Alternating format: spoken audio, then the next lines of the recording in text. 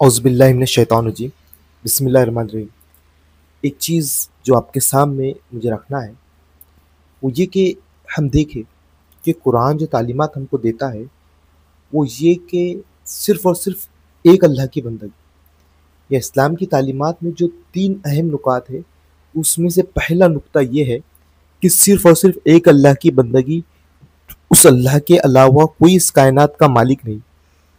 پھر قرآن نے بار بار کہا ہے کہ انسان کیا ہے نا، جو سب سے بڑا جو کام کرتا ہے تو اپنے پیدا کرنے والوں کو چھوڑ کر وہ اپنے ہاتھوں سے بنائی ہوئی چیزوں کی بندگی کرتا ہے۔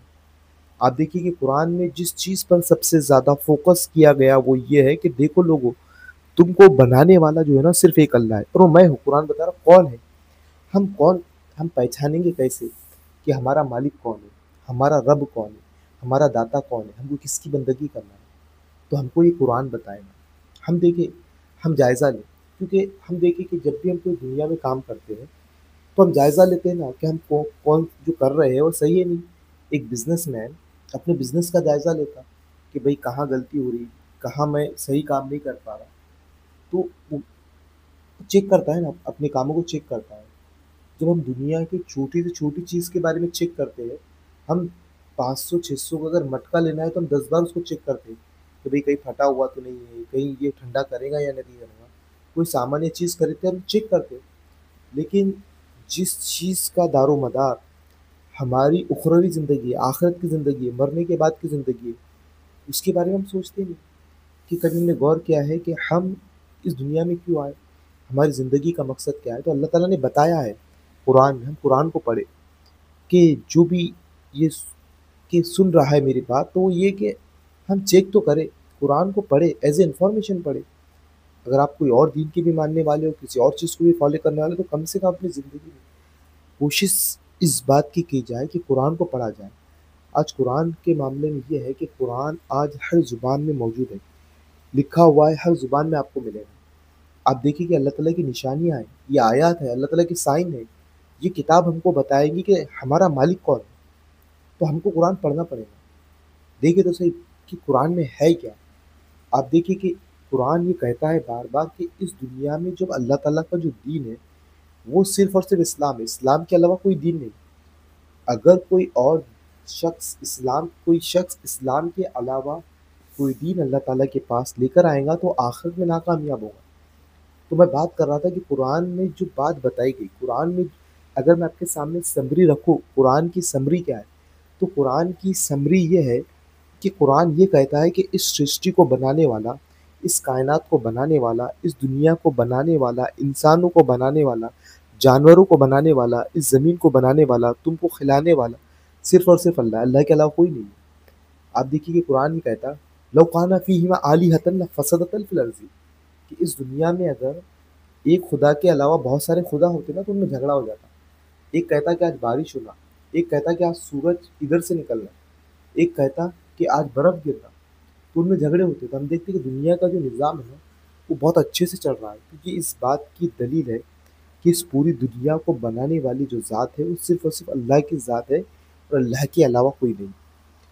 تو قرآن یہ اس بات کو فوکس کرتا ہے کہ دیکھو اس دنیا کو بنانے والا صرف اور صرف اللہ ہے۔ پھر قرآن یہ کہتا ہے کہ جو اس دنیا کا سب سے بڑا جو گناہ ہے، جو سب سے بڑا جو پاپ ہے، جس کی وجہ سے انسان جہنم میں چلا جائے گا، ہمیشہ ہمیشہ کے لیے جہنم میں رہیں گا، تو وہ گناہ ہے شرک۔ شرک کہتے یہ کہ اللہ کو چھوڑ کر کسی اور کی بندگی کرنا، کسی اور کی پرستش کرنا، کسی اور کی عبادت کرنا، یہ سب سے بڑا گناہ ہے۔ جو یہ کام کرے گا اس اللہ کو چھوڑ کر کسی اور کی بندگی کرے، کسی کی بھی، میں بات یہ کہہ رہا ہوں کہ کسی اور کی، کسی کی بھی اگر وہ بندگی کرتا ہے، عبادت کرتا ہے، اس کو اپنا خدا مانتا ہے، تو وہ جہنمی اور جہنم میں جائے۔ تو اب ہم خدا کو پہچانے کیسے؟ تو میں یہ بول رہا ہوں کہ خدا کو پہچاننے کا طریقہ، انسانوں کو اپنے حقیقی خدا کو پہچاننے کا طریقہ یہ ہے کہ وہ قرآن کو پڑھے۔ یہ قرآن بتائے گا کہ کون سا راستہ صحیح ہے، کون اس کا رب ہے۔ قرآن مثالیں دے دے کر بتاتا ہے کہ کون تمہارا رب ہے۔ تو انسان جب قرآن پڑھے گا تو اسے پتہ چلے گا کہ اس کا حقیقی پیدا کرنے والا رب ہے، اس کا خدا کون ہے، قرآن کے ذریعے سے ہم کو پتہ چلے گا۔ پوائنٹ نمبر 2، قرآن میں جو بات بتائی گئی، یہی بات بتانے کے لیے اللہ نے کیا کیا، اپنے رسولوں کو بھیجا۔ لیکن لوگوں نے کیا کیا، جو لوگ نیک تھے، صالح تھے، اچھے تھے، ان کو ہی خدا بنا دیا۔ جو لوگ اللہ کے پیغمبر تھے، اللہ کے رسول تھے، انہوں نے یہ حکم دیا کہ بھائی اللہ کی بندگی کی جائے، اللہ کی پرستش کی جائے، اللہ کی بھکتی کی جائے۔ تو لوگوں نے کیا، جنہوں نے یہ میسج دیا ان کو ہی خدا بنا دیا، ان کو ہی ایشور کا اوتار بنا دیا، انہیں کو بھگوان بنا دیا، انہیں کی پوجا کرنے لگے، ان کی عبادت کرنے لگے۔ آپ دیکھیے کہ یہ ہر دور میں ہوا ہے، جب بھی جو بھی نیک لوگ رہے، لوگوں نے ان کی عبادت شروع کر دی، حالانکہ انہوں نے یہ میسج دیا کہ دیکھو ایک اللہ کی بندگی کی جائے۔ تیسرا پوائنٹ یہ کہ اللہ نے ہر جگہ، دوسرے پوائنٹ ہی کو میں کنٹینیو کروں، کہ اس دنیا کا کوئی ایسا کونا نہیں ہے جہاں پر اللہ نے اپنے نبیوں کو اور اپنے رسولوں کو نہ بھیجا ہو۔ لیکن لوگوں نے کیا کیا، پہلے تو ان کو مانا ہی نہیں، لیکن جب جن لوگوں نے مانا تو وہ اللہ کے راستے پر چلے، لیکن پہلے مانا نہیں، بعد میں جب انتقال ہوا ان کا، جب وہ مر گئے تو ان کو خدا بنا دیا، ان کی بندگی کرنے لگے۔ آپ دیکھیے جیسس کے متعلق، عیسیٰ علیہ السلام کے متعلق قرآن میں اگزامپل ہے کہ اللہ تعالیٰ قیامت کے دن پوچھیں گا کہ کیا اے عیسیٰ، تو نے کہا تھا لوگوں سے کہ اللہ کو چھوڑ کر تیری بھکتی کی جائے، تیری عبادت کی جائے؟ تو عیسیٰ علیہ السلام کہیں گے کہ اللہ تعالیٰ، جب تک میں ان میں رہا نا تو میں نے ان کو یہ کہا کہ تیری تیری عبادت کی جائے، لیکن جب تم نے مجھے اٹھا دیا تو میں نہیں جانتا انہوں نے میرے بات کیا کیا۔ ابھی تیرے بندے، یا تو ان کو معاف کر دے یا تو سزا دے۔ تو قرآن یہ کہتا کہ اللہ تعالیٰ شرک کرنے والوں کو کبھی معاف نہیں کرے گا۔ جنہوں نے شرک کیا، اللہ نے ان کے لیے ان کے اوپر جنت حرام کر دی۔ تو دیکھیے یہ شرک جو ہے، اللہ کے علاوہ دوسروں کی بندگی کرنا، یہ کتنا بڑا گناہ ہے۔ یہ بہت بڑا گناہ ہے، اور ایک ایسا گناہ ہے جس کی وجہ سے انسان جہنم میں جائے گا۔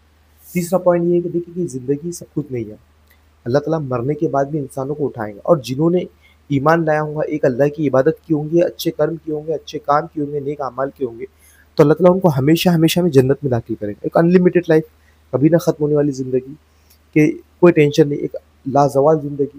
اور اگر جو ایک اللہ کو چھوڑ کر دوسری بھی بندگی کریں گے، برے کام کریں گے، اللہ تعالیٰ ان کو ہمیشہ ہمیشہ کے لیے جہنم میں ڈالیں گے۔ تو ایک قرآن کا پورا خلاصہ میں نے آپ کے سامنے رکھا۔ خلاصے میں یہ ہے، اگر میں آخر میں بات کہوں، اس دنیا کو بنانے والا صرف ایک اللہ، صرف اسی کی بندگی کی جائے گی۔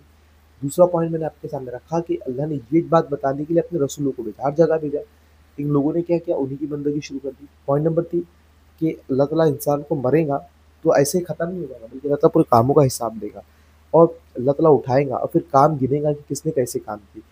اگر کسی نے ایک صرف اور صرف ایک اللہ کی بندگی کی ہوں گے اور اچھے کام کیے ہوں گے، تو اللہ تعالیٰ اسے جنت دے گا، اور اس جنت میں ہمیشہ ہمیشہ رہے گا۔ تو میں اللہ سے دعا کرتا ہوں کہ اللہ تعالیٰ ہم کو ہدایت کا راستہ بتائے، اور وہ راستہ جس پر اللہ نے انعام کیا، جس پر چل کر ہم کو کامیابی مل سکتی ہے۔